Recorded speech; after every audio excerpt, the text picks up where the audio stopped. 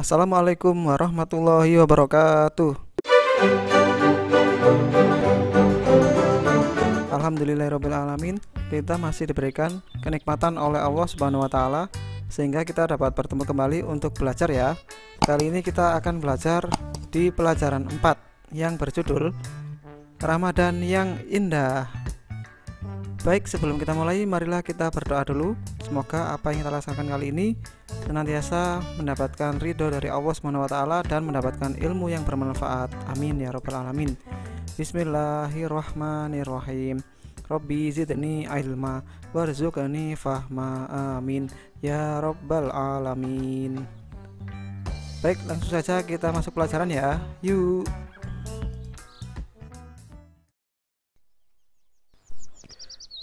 Baik, anak-anak sekalian, marilah kita belajar pelajaran 4, pelajaran agama Islam. Judulnya adalah Bulan Ramadan yang Indah. Baik, di sini sebelum kita belajar lebih jauh, kita amati dulu surat Al-Baqarah ayat 183 ya, yang menerangkan tentang kewajiban berpuasa bagi orang yang beriman. Baik, marilah kita baca bersama-sama terlebih dahulu surat Al-Baqarah ayat 183. Kita ta'awudz dan basmalah dulu ya. A'udzu billahi minasyaitonir rajim. Bismillahirrahmanirrahim. Ya ayyuhalladzina amanu kutiba alaikumus shiyamu kama kutiba alal ladzina min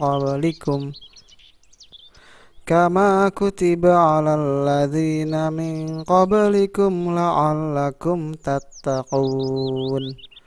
Shadaqallahul azim. Artinya, wahai orang-orang yang beriman, diwajibkan atas kamu berpuasa sebagaimana diwajibkan atas orang-orang sebelum kamu agar kamu bertakwa. Baik, shadaqallahul azim. Di sini ada huruf atau lafat ya, mohon maaf, lafat kutiba. Artinya diwajibkan. Wajib bagi orang-orang yang beriman. Kalau gak beriman ya gak diwajibkan ya. Tapi sebaiknya jangan sampai kita tidak beriman. Kita harus semuanya menjadi orang yang beriman. Wajib artinya yaitu jika dikerjakan mendapatkan pahala, dan jika ditinggalkan itu berdosa. Nah, kita masuk yang bagian A ya, puasa di bulan Ramadan. Kita akan membaca percakapan antara dua orang ini. Yang pertama namanya Ferry, yang kedua Ali. Baik, marilah kita ikuti percakapan dua anak berikut ini. Fer, saya melihat wajahmu kurang ceria hari ini. Ada apa? Sapa Ali. Kamu kan tahu Ali, sekarang ini bulan Ramadan. Saya sedang berpuasa, jawabnya. Oh, kamu sedang berpuasa. Baguslah, tetapi kenapa kamu kelihatan begitu lemas? Ali, saya katakan kepadamu sejujurnya. Tahun ini saya berniat untuk melaksanakan puasa penuh 1 bulan. Sebelumnya puasa saya tidak pernah penuh 1 bulan. Biarlah saya lapar dan kelihatan lemas asal Allah Subhanahu wa Ta'ala sayang sama saya. Lanjut Ferry. Niatmu bagus sekali, Fer. Selama ini saya juga melaksanakan puasa penuh 1 bulan karena saya berharap kasih sayang Allah Subhanahu wa Ta'ala. Timpal Ali. Nah, di sini lalu ada pertanyaan, mengapa harus berpuasa? Suatu waktu Ali pernah bertanya dalam hati, mengapa Tuhan menyuruh manusia berpuasa? Tidak boleh makan dan minum sejak terbit fajar hingga tenggelam matahari? Pertanyaan itu dapat terjawab setelah bapak gurunya memberitahu di sekolah ketika pelajaran agama. Nah, sekarang coba saya jawab ya. Jadi mengapa sih kita harus berpuasa? Yang pertama, kita ikut merasakan penderitaan orang-orang yang kelaparan. Para fakir miskin, orang tidak mampu yang mereka kelaparan bahkan sampai tidak makan 1-2 hari. Nah, kita berpuasa agar merasakan penderitaan orang-orang yang susah. Jadi kita mengerti kesusahan mereka. Yang kedua, kita untuk mengistirahatkan organ-organ tubuh di dalam perut kita. Karena organ-organ yang bekerja itu juga perlu istirahat. agar mereka lebih kuat lagi, lebih refresh lagi dalam pekerjaan nantinya. Setelah 1 bulan kita istirahatkan untuk berpuasa ya. Oke, yang kedua, puasa hadiahnya adalah takwa.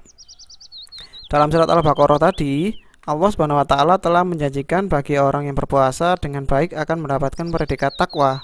Apa sih yang dimaksud dengan takwa itu? Takwa ialah melakukan semua perintah Allah Subhanahu wa taala dan menghindari semua larangannya. Orang yang sungguh-sungguh bertakwa hidupnya tentram dan bahagia. Kemudian di akhirat kelak akan memperoleh taman surga yang sangat indah dan bahagia selama-lamanya. Tidak hanya taman surga ya, surganya juga pasti didapatkan oleh orang yang bertakwa. Selain itu, di dunia orang yang bertakwa akan diberikan rezeki yang tanpa disangka-sangka oleh Allah Subhanahu wa taala ya. Oke, selanjutnya kita akan belajar tentang ketentuan puasa. Yang pertama syarat wajib, syarat sah dan rukun puasa. Yuk kita langsung pelajari ya.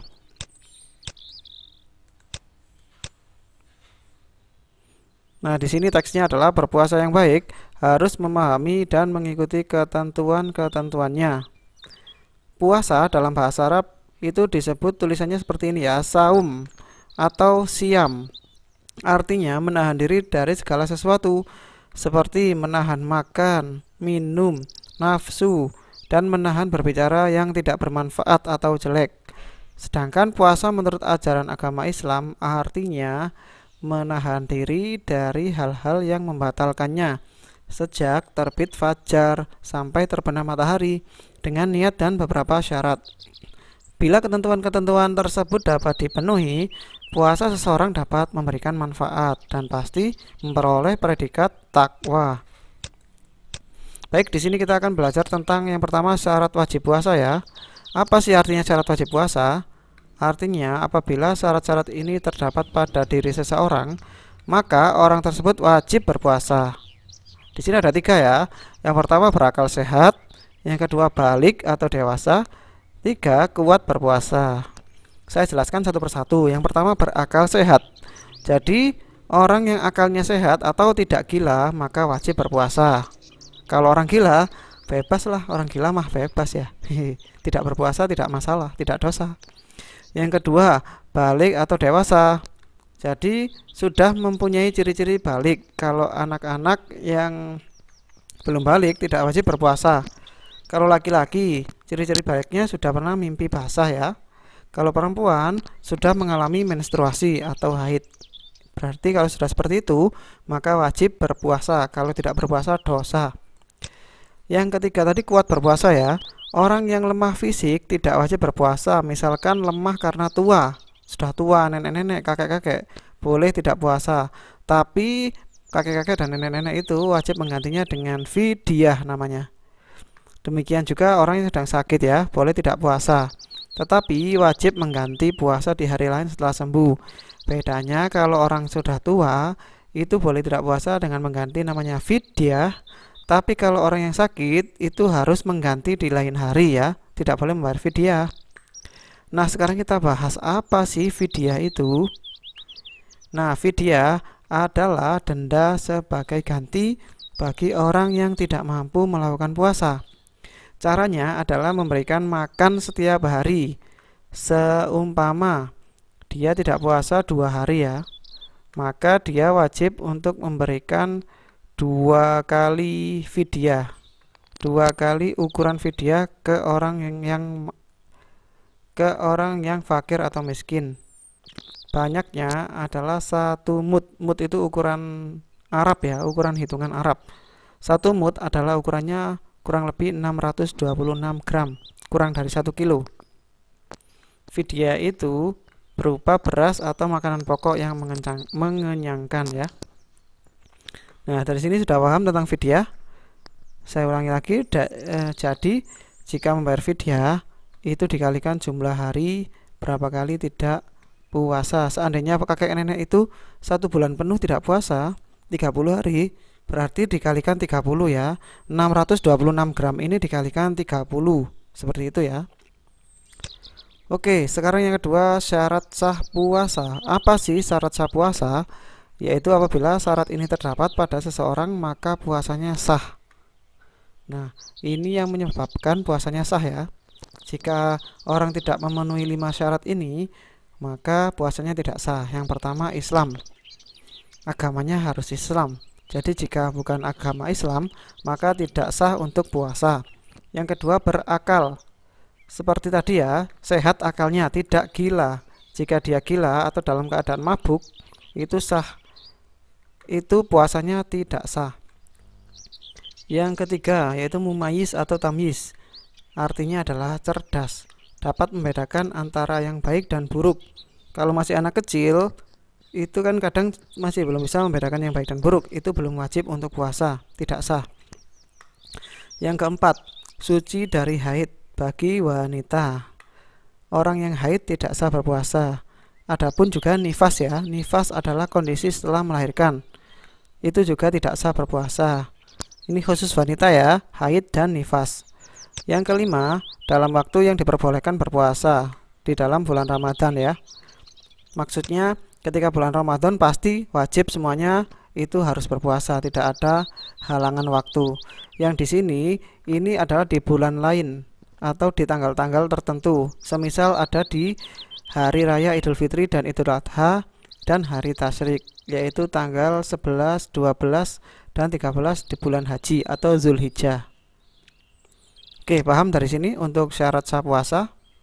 Paham ya? Oke, selanjutnya yaitu rukun puasa. Rukun puasa ada 2. Apa sih rukun puasa itu? Rukun puasa adalah hal-hal yang harus dilakukan saat puasa secara urut ya. Yang pertama, berniat, yaitu menyengaja puasa Ramadan.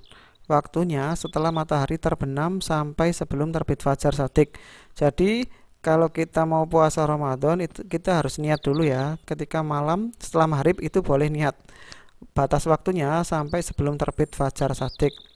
Jadi niatnya harus dilakukan selama sebelum terbit fajar. Yang kedua, rukunnya yaitu menahan dari segala yang dapat membatalkan puasa, mulai dari terbit fajar shadiq hingga terbenam matahari. Semuanya hal-hal yang membatalkan puasa harus dihindari. Itu rukun puasa ya. Nah, selanjutnya kita membahas tentang hal-hal yang membatalkan puasa. Di sini ada 5 ya. Ini yang membatalkan puasa, berarti puasanya nanti langsung batal, tidak mendapatkan pahala dan harus mengganti. Yang A, makan atau minum dengan sengaja. Kita sedang puasa tapi makan sama minum dengan sengaja, walaupun tidak ada orang yang tahu, berarti langsung batal. Kecuali tidak sengaja, kita lupa lalu makan atau minum, maka itu tidak membatalkan. Yang B, muntah dengan sengaja ya. Entah itu alasannya apa, mungkin tangannya dimasukkan ke mulutnya agar muntah ya. Kecuali muntah yang tidak sengaja, naik kendaraan lalu muntah, itu tidak masalah, tidak batal ya puasanya, tetap puasa. Yang C, datang bulan atau haid atau melahirkan. Di tengah puasa tiba-tiba datang bulan bagi wanita ya. Atau ibu-ibu yang hamil lalu melahirkan ketika tengah-tengah puasa, maka puasanya batal. D, hilang akal atau gila ya. Tiba-tiba dalam suatu saat kita tiba-tiba hilang akal, atau bisa juga pingsan ya, itu batal puasanya ya. Yang E, murtad. Nah, ini jelas ya, kalau keluar dari Islam jelas puasanya batal. Nah, tadi adalah hal yang membatalkan puasanya. Sekarang kita akan membahas hal-hal yang merusak pahala. Jadi puasanya sah tapi pahalanya tidak dapat. Nah, apabila seseorang sedang berpuasa lalu melakukan perbuatan tercela, maka rusak atau berkurang pahala ibadah puasanya. Contohnya yaitu melakukan perbuatan yang tercela ya, seperti berdusta atau bohong ya. Kalau puasa tapi bohong ya pahalanya nggak ada sama sekali, cuma kita dapat haus sama lapar. Lalu menghina orang lain, menghasut, memfitnah, berkata yang kotor ya, itu berkata kotor-kotor itu pahala puasanya akan hilang. Berkelahi atau bertengkar dan lain-lain, segala perbuatan tercela ya. Kalau kita puasa melakukan hal-hal tercela, itu puasa kita percuma. Kita hanya dapat haus dan lapar. Apabila seseorang sedang berpuasa tetapi melakukan perkelahian, maka puasanya tetap sah namun tidak mendapatkan pahala.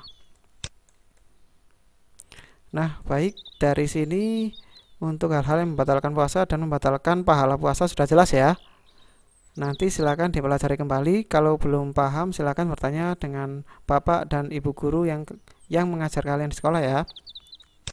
Baik, untuk selanjutnya tentang memperbanyak kebaikan di bulan Ramadan, kita lanjutkan di video berikutnya ya. Terus ikuti video kita untuk pelajaran selanjutnya. Dan marilah kita akhiri untuk pelajaran kita kali ini dengan mengucapkan hamdalah bersama-sama. Alhamdulillahirabbil alamin. Baik, terima kasih atas perhatiannya.